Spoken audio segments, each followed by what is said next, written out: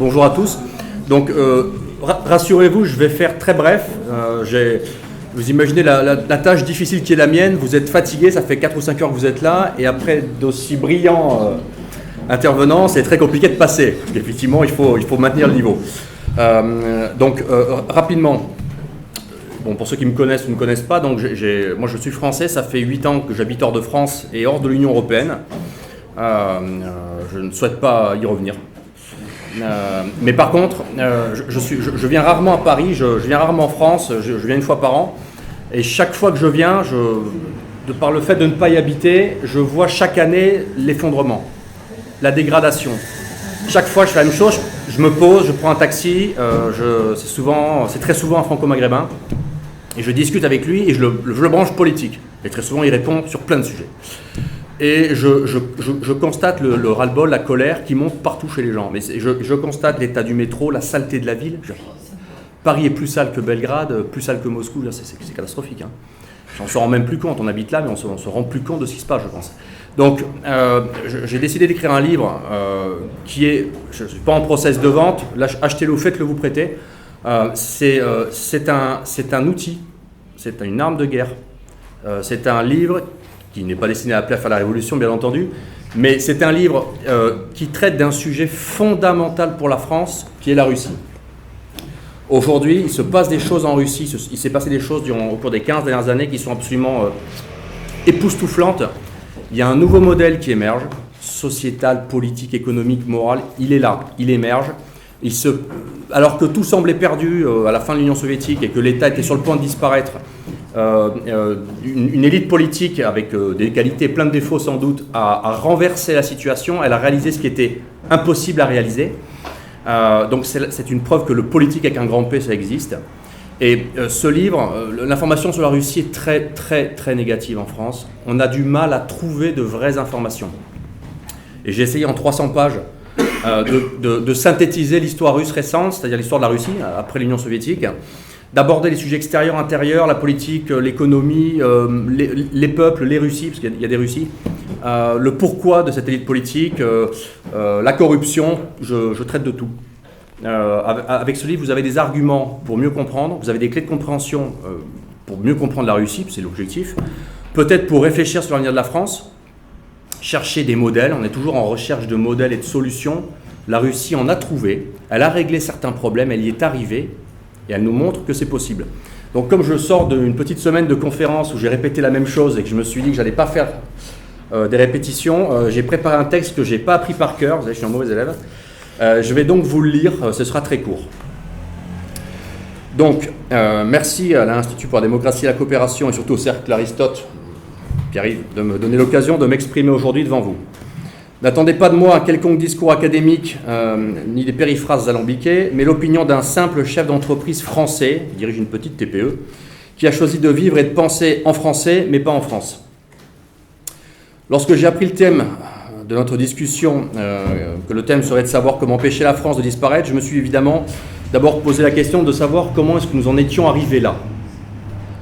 L'histoire actuelle de la France vire au tragique. Elle nous montre comment une nation qui a longtemps été une des principales puissances économiques, militaires, politiques et culturelles peut en quelques décennies au plus, et sans même une guerre réelle et militaire, se retrouver au mieux au bord de la sortie de l'histoire et au pire au bord de sa disparition pure et simple. Cette involution historique qui frappe notre pays n'est pas le fruit du hasard. Elle est une démonstration historique que les nations sont des organismes extrêmement fragiles, que leur capacité à perdurer et exister en bonne santé ou à survivre repose avant tout sur la bonne santé des organes qui la composent, et en premier lieu du principal d'entre eux, d'après moi, l'État.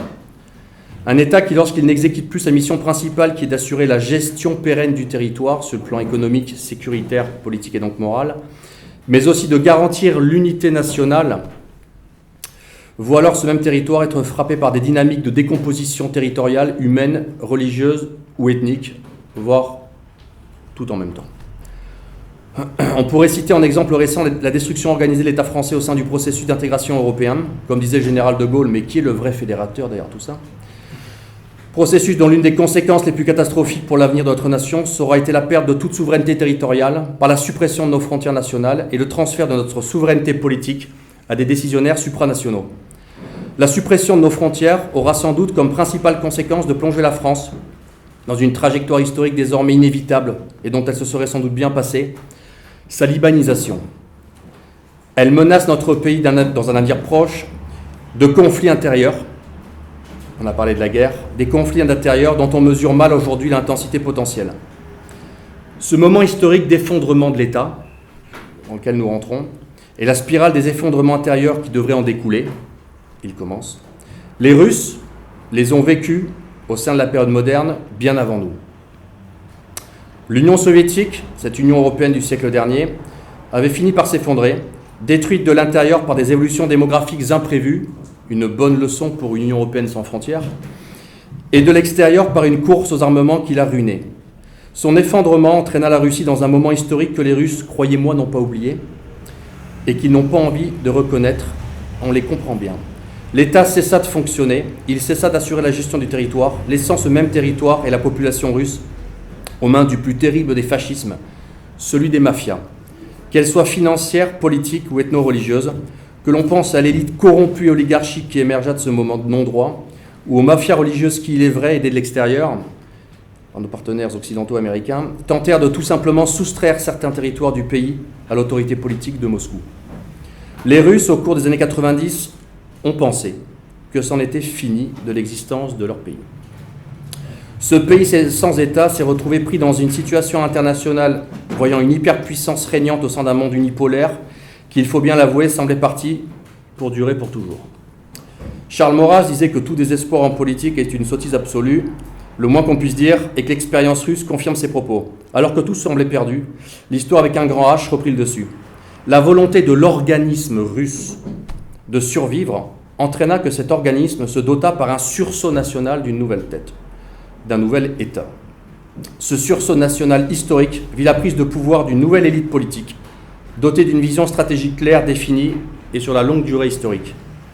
Le déploiement d'une politique avec un grand P inversa en moins de 2 décennies toutes les prévisions les plus catastrophistes, que ce soit sur le plan économique, militaire, politique, mais surtout démographique et moral. Mon propos n'est pas de porter un jugement sur les méthodes ou les manières de l'élite politique russe, tout le monde sait que j'aime Poutine, mais plutôt d'observer les résultats obtenus par ces méthodes, et ils sont, il faut l'avouer, sidérants. Ils ont été rendus possibles par le retour d'un État qui s'est remis à maîtriser et administrer son territoire. Permettez-moi de vous citer l'excellent Alexandre Prokhanov, qui a résumé ce moment historique russe et le retour de l'État en ces termes. L'État, cette grande substance secrète de l'histoire russe, qui en 1991 bascule dans le gouffre et fut réduite en cendres, s'est relevé. Lentement, sûrement et de plus en plus rapidement. Inébranlable et invincible dans son mouvement ascendant. Car en lui, car en l'État, agit le destin. Et cet État choisit Poutine pour conduire ce processus historique en Russie. Ce n'est pas Poutine qui construit l'État, c'est l'État qui construit Poutine. Cette résurrection de la puissance étatique à l'intérieur du pays ne pouvait pas avoir de conséquences en dehors des frontières russes.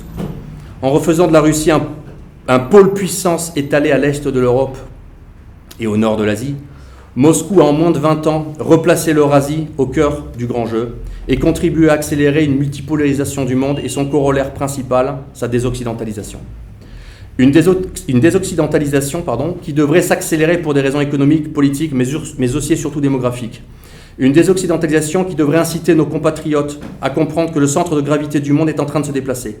Il y a un moment qu'il n'est plus au centre de l'Atlantique Nord, parce que la Russie et la Chine pèsent et pèseront de plus en plus. Nous assistons au basculement de la Pax America vers la Pax Eurasiatica.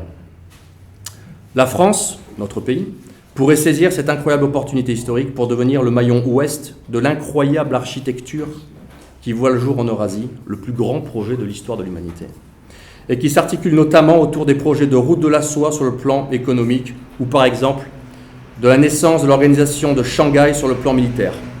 Cette révolution nationale, puisqu'on parle de la France, ne serait pas la première.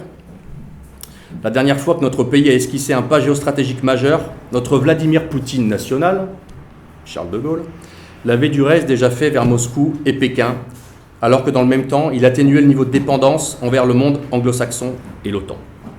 Près d'un demi-siècle plus tard, alors que l'émergence de Moscou et Pékin n'est plus discutable, notre pays élu pourtant, grâce à ses brillantes élites issues de cette révolution de couleur qu'a été mai 68, coincé dans une trajectoire atlantiste et néoconservatrice qui va finir par nous fâcher définitivement avec une grande partie du monde musulman, alors que la communauté musulmane en France est de plus en plus importante sur le plan numérique. Cette dynamique hautement risquée pourrait accélérer l'import de la guerre sur notre territoire pour le plus grand plaisir des cercles otaniens qui trouveront sans doute manière à ainsi justifier de mener en France une opération sécuritaire, comme le prophétisait déjà le sage Attali au début des années 2000 dans son petit ouvrage « Une brève histoire de l'avenir ». Nous sommes nombreux pourtant, et je le pense, à souhaiter que la France échappe à ce funeste projet qui est le piège américain du chaos et du conflit de civilisation. Pour Paris aujourd'hui, il reste une chance de s'en sortir, et cette chance s'appelle Moscou. Malgré leurs différences et leurs querelles actuelles, malgré les bruits de fond anti-russes qu'on entend dans les médias français, la France et la Russie sont similaires sur de nombreux points. Le nécessaire sursaut français pourrait empêcher notre pays de plonger vers le chaos, et notre pays pourrait également s'inspirer du sursaut russe qui s'est produit sous nos yeux et qui, en moins de 20 ans, transformé l'hiver russe en printemps russe. À titre personnel, mes propos n'engagent que moi, je ne pense pas que cela soit possible sans une rupture totale avec tous les cercles de gouvernance issus du monde de mai 68, ni sans l'arrivée au pouvoir d'une nouvelle élite pragmatique, patriote, mais surtout qui se destine à une tâche unique, sauver notre pays, et ce à n'importe quel prix. Fût-il, et c'est mon opinion, de sortir provisoirement du champ démocratique tel que nous le concevons aujourd'hui en Occident. Les Russes l'ont fait, ça a marché, la Russie revient plus ou moins dans une logique démocratique, c'est donc que c'est possible. En termes plus clairs et pour les initiés, permettre l'instauration en France d'une démocratie souveraine et d'une authentique verticale du pouvoir afin de sauver notre pays. Il faudrait pour cela que ne rejaillisse cette substance visant à reconstruire notre processus historique national, une substance néo-gaulienne qui pourrait viser à briser définitivement les élites atlantistes qui ont détruit la souveraineté de notre pays et l'amènent vers la guerre. Les détruire et les renvoyer là où ils devaient être, c'est-à-dire dans les poubelles de l'histoire. Un peu, finalement, comme le clan Poutine a su briser, quand il le fallait, les velléités d'oligarques apatrides qui comptaient détruire la Russie après l'avoir pillée pour assouvir des plans de carrière et autres fortunes personnelles. Comment empêcher la France de disparaître ? Vaste projet, disait le général de Gaulle. Je crois qu'il faut avant tout se poser certaines questions. Et la première est de savoir si nous sommes, comme disait de Gaulle, si nous souhaitons vraiment être sauvés et si nous souhaitons vraiment poursuivre le destin historique de ce grand pays qu'est la France. En réalité, tout ne dépend que de nous. Et là encore, il faut se rappeler les mots du général. Puisque tout recommence toujours, ce que j'ai fait, tôt ou tard, sera source d'ardeur nouvelle, après que j'aurai disparu. À titre personnel, mes chers amis, je ne laisserai pas la France disparaître sans combattre. Je vous remercie de votre attention.